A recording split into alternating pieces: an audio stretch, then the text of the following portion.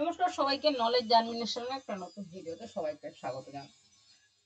আজকের যে টপিকটা হচ্ছে সেই টপিকটা হচ্ছে ছোট্ট করে একটা টপিক, সেটা হচ্ছে ট্যাক্সোনমিক প্রকারভেদ। ঠিক আছে, আমরা যেটা পড়বো সেটা হচ্ছে ট্যাক্সোনমিক। সাধারণত এই যে চ্যাপ্টারটা এনসিইআরটি বলো,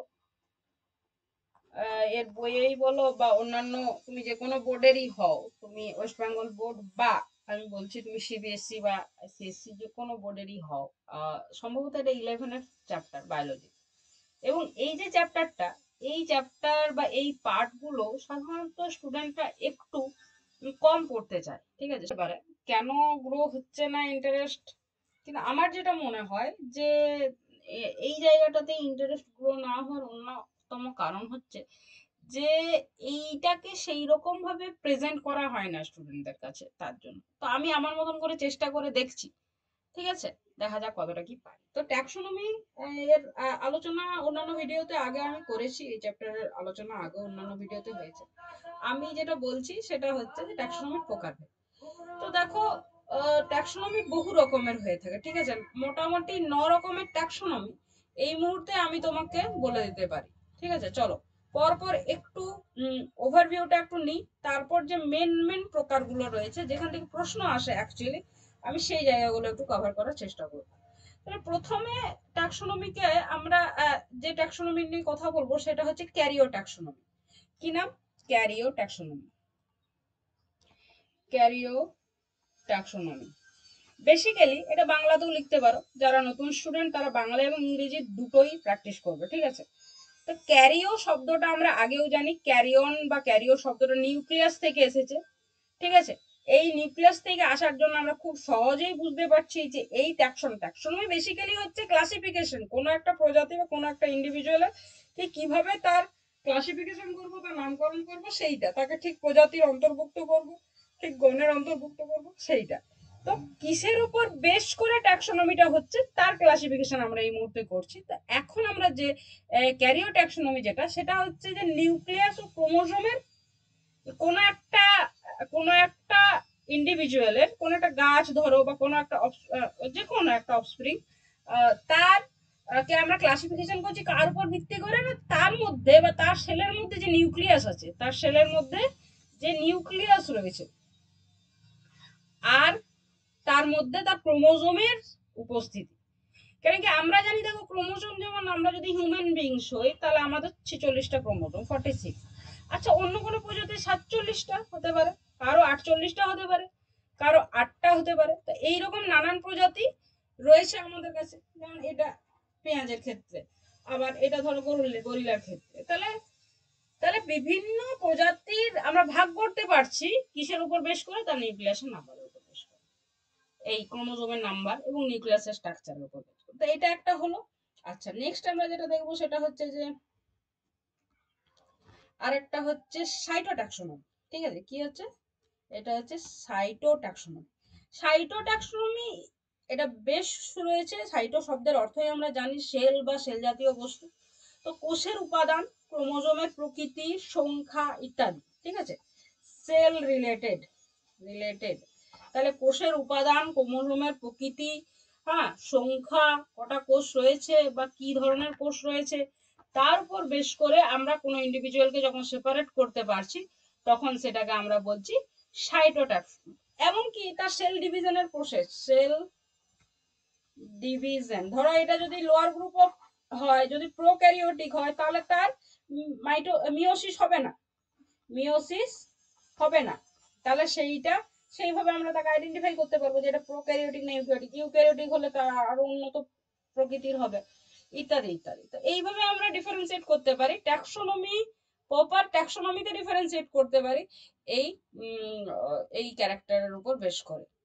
ঠিক আছে, আচ্ছা, আর আমরা কি পাবো? আর আমরা এখানে পাবো তোমার কেমোট্যাক্সোনমি। ঠিক আছে,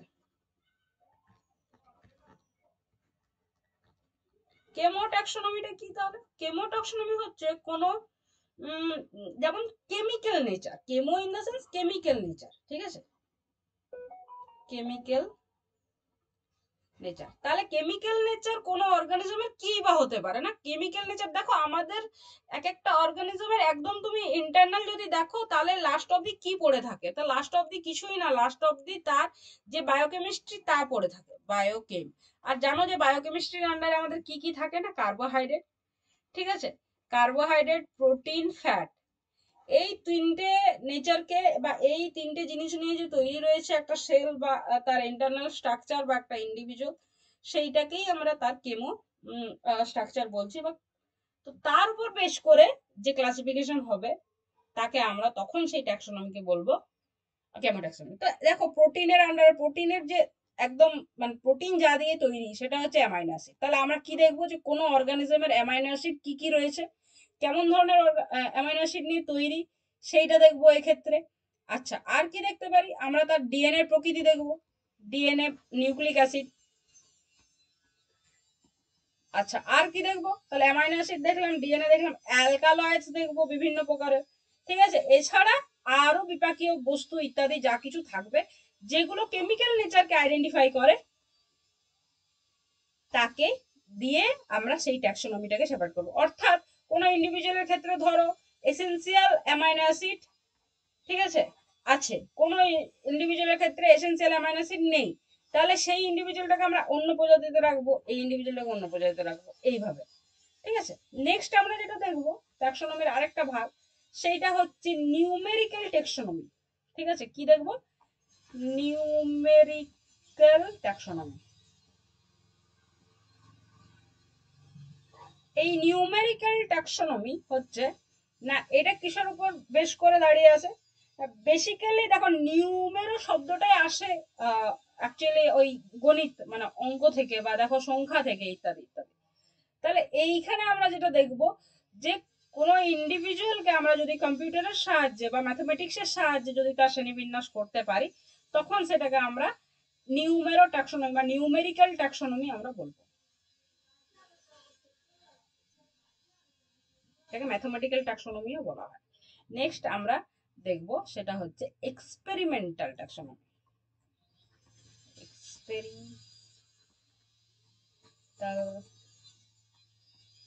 ট্যাক্সোনমি, এক্সপেরিমেন্টাল ট্যাক্সোনমিটা হচ্ছে কোনো কিছু পরীক্ষার সাহায্যে কোনো একটা এক্সপেরিমেন্ট করা হলো, তারপর সেই ইন্ডিভিজুয়ালটাকে আইডেন্টিফাই করা হলো যে না এই ইন্ডিভিজুয়ালটা অমুক, এই পরীক্ষা দ্বারা আমরা বুঝতে পারছি, ঠিক আছে। তখন সেটাকে আমরা বলতে পারি যে এটা এক্সপেরিমেন্টাল ট্যাক্সোনমি। তার আন্ডারে এই এক্সপেরিমেন্টের ফলে কোনো একটা নির্দিষ্ট এক্সপেরিমেন্ট করা হলো এবং তার ফলে যে যেভাবে তাদের ভাগ করা হলো তখন সেইটাকে এক্সপেরিমেন্টাল ট্যাক্সোনমি বলা হয়। আচ্ছা এইগুলো গেল আমরা 5টা টাইপস পড়লাম, তারপরে আরো যে কটা টাইপস পড়বো এগুলো বেশ ইম্পর্টেন্ট, ঠিক আছে। তো আগের গুলো কি ইম্পর্টেন্ট না, না বটে অবশ্যই। এবং যদি আমাদের এইরকম প্রশ্ন আসে যে ক্লাসিফিকেশন অফ ট্যাক্সোনমি, তাহলে তুমি বড় প্রশ্ন এটা লিখতে পারো।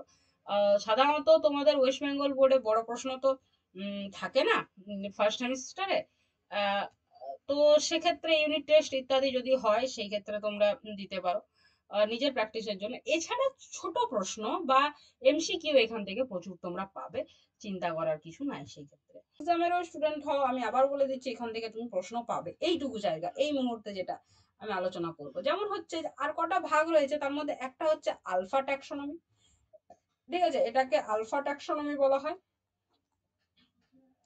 আলফা ট্যাক্সোনমি, ঠিক আছে। এক হলো আলফা ট্যাক্সোনমি, দুই বলছি এক হচ্ছে বিটা, 2 নম্বর হচ্ছে বিটা, বিটা ট্যাক্সোনমি, ঠিক আছে। আরেকটা হচ্ছে গামা ট্যাক্সোনমি, গামা। আচ্ছা আরেকটা হচ্ছে ওমেগা ট্যাক্সোনমি, আরেকটা হচ্ছে ওমেগা ট্যাক্সোনমি, ঠিক আছে। তাহলে এই 4 ধরনের ট্যাক্সোনমি মেজরলি আমি যেটা বলবার চেষ্টা করছি সেটা হচ্ছে এই 4 ধরনের আলোচনা করব এই মুহূর্তে, ঠিক আছে। তোমরা একটু সঙ্গে থেকো এবং বুঝে বুঝবার চেষ্টা করবে কি বলার চেষ্টা করছে। অবভিয়াসলি আগের যেগুলো আলোচনা করলাম সেগুলো ইম্পর্টেন্ট, কিন্তু এইটা আলফা ট্যাক্সোনমি প্রশ্ন তো প্রচুর আসে। বিটা ট্যাক্সোনমি কি, তার কনসেপ্টটা কি? বলছে আলফা ট্যাক্সোনমি হচ্ছে কোনো একটা ইন্ডিভিজুয়ালকে বা কোনো একটা প্রজাতিকে বা কোনো একটা তুমি অফস্প্রিংকে তার বাহ্যিক বৈশিষ্ট্যের উপর ভিত্তি করে। যে তুমি রাস্তায় বেরোচ্ছ, একটা গাছ দেখলে, গাছ দেখলে কেমন দেখলে না, গাছের পাতাগুলো নর্মাল পাতার মতন দেখছো, ঠিক আছে, নর্মাল পাতার মতো, বিরুৎ মানে বৃক্ষ নয়, একটা ছোট গাছ, ঠিক আছে, 3 থেকে 4 ফুট হাইটের। তো তুমি তাকে ট্রির মধ্যে ফেলবে না নিশ্চয়ই, তাকে সার্বসের মধ্যে ফেলবে, হার্বও করবে না, ঠিক আছে, মোটামুটি। আচ্ছা, তারপর তার পাতা কেমন, তার ফুল হয়েছে কি না, ইত্যাদি ইত্যাদি, তার ফল কি রকম ইত্যাদির উপর বেশ করে তো ক্লাসিফিকেশন করা হয়। তো আমরা কি দেখছি, তার আউটার স্ট্রাকচার বা বাহ্যিক বৈশিষ্ট্য দেখছি। এই বাহ্যিক বৈশিষ্ট্যের উপর ভিত্তি করে যখন কোনো জীবদেহের হ্যাঁ শনাক্তকরণ এবং শ্রেণীবিন্যাস করা হয়, তখন তাকে আলফা ট্যাক্সোনমি বলা হয়। আই হোপ তুমি বুঝতে পারছো। আবারও বলছি, যে তুমি একটা ইন্ডিভিজুয়ালকে তুমি বাইরে থেকে দেখছো, ধরো তুমি একটা খেজুর গাছ দেখছো, তো খেজুর গাছ দেখার পর তুমি যদি তাকে ট্যাক্সোনমিক্যালি তুমি যাও তার ট্যাক্সোনমি করতে বা তার বিভাজন করতে বা তাকে ক্লাসিফিকেশনের আন্ডারে ফেলতে যাও, তাহলে তোমাকে, সে নতুন গাছ হোক পুরোনো গাছ হোক, তুমি তোমার ক্যাপাবিলিটি অ্যাপ্লাই করবে কিভাবে না, সেই গাছটাকে তুমি প্রথমে দেখবে, দেখে নিয়ে তাকে চিনবা, তাহলে খেজুর গাছ, তাহলে সেটা ট্রির মধ্যে পড়বে, ঠিক আছে, ট্রির মধ্যে পড়বে। তার লিফ স্পাইনি টাইপের লিফ, তাহলে তার লিফের একটা স্ট্রাকচার, লিফের যে ক্যাটাগরি তার মধ্যে ফেললে, তারপর তার ফ্রুটসের যে ক্যাটাগরি তার মধ্যে ফেললে, এইভাবে ফেলতে ফেলতে তুমি দেখবে যে তুমি অরিজিনাল যে খেজুরের যে অরিজিনাল ক্লাসিফিকেশন রয়েছে সেখানে দেখবে তুমি পৌঁছে গেছো, ঠিক আছে। কিন্তু পুরোটা হচ্ছে কিসের উপর না, আউটার স্ট্রাকচারের উপর বেশ করে। অর্থাৎ তুমি পুরোটাই যে ক্লাসিফিকেশনটা করছো, কেমন ক্লাসিফিকেশন করলে না, আলফা ক্লাসিফিকেশন করলে বা আলফা ট্যাক্সোনমির আন্ডারে ক্লাসিফিকেশন করলে। বোঝা গেল? আই হোপ বোঝা গেল। আচ্ছা, বিটা যখনই হচ্ছে, আলফা দেখো ইনিশিয়াল, তো বিটা হলে সেটা আর একটু ডেপথে যাবে। তো বিটা যখনই হচ্ছে তখন ইনিশিয়াল যা হলো হলো, তার সাথে তুমি ইন্টারনাল কিছু দেখবে, অর্থাৎ তার শারীরস্থানিক গঠন দেখবে, তার কোষবিদ্যা দেখবে, তার রেণুবিদ্যা দেখবে, অর্থাৎ সেই সেই গাছটার সেলের টাইপ দেখলে, আচ্ছা, তার ফুল হয়েছে শুধু ফুল না দেখে তার রেণু কেমন বা তার স্পোর ফরমেশন বা তার পোলেন কেমন ইত্যাদি ইত্যাদি দেখলে, অর্থাৎ ইন্টারনাল খুব ভাইটাল ভাইটাল জিনিসগুলোর উপর বেশ করে তুমি তারপরে ক্লাসিফিকেশনটা করবে, ঠিক আছে।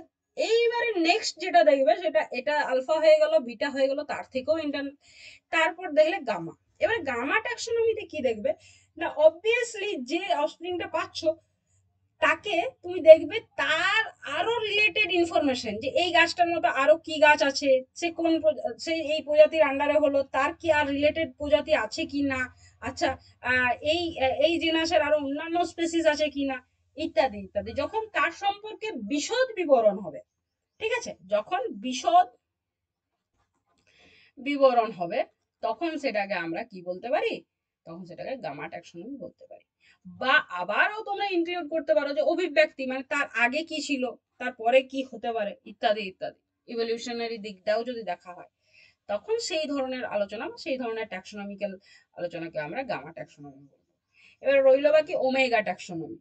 ওমেগা ট্যাক্সোনমি হচ্ছে যে কোনো একটা নির্দিষ্ট জীবদেহকে যখন তুমি সমস্ত কিছু মাধ্যমে বিশ্লেষণ করে, সংশ্লেষ করে, অভিব্যক্তিমূলক সমস্ত ইনফরমেশন নিয়ে তার অভিব্যক্তিমূলক সম্পর্ক ইত্যাদি সমস্ত কিছু ক্লিয়ারলি যখন তুমি গেইন করতে পারবে সমস্ত ইনফরমেশন, তখন তাকে ওমেগা ট্যাক্সোনমি, তখন যে তার ট্যাক্সোনমিক্যাল ভাগটা হবে, তখন তাকে আমরা ওমেগা ট্যাক্সোনমি বলবো, ঠিক আছে। তাহলে সংগৃহীত সকল প্রকার তথ্যের বিশ্লেষণ, মানে এতদিন বা এতক্ষণ ধরে তার যে ইনফরমেশন গেইন করলে তার বিশ্লেষণ, আচ্ছা, তার সংশ্লেষ, আচ্ছা, আর অভিব্যক্তিমূলক সম্পর্ক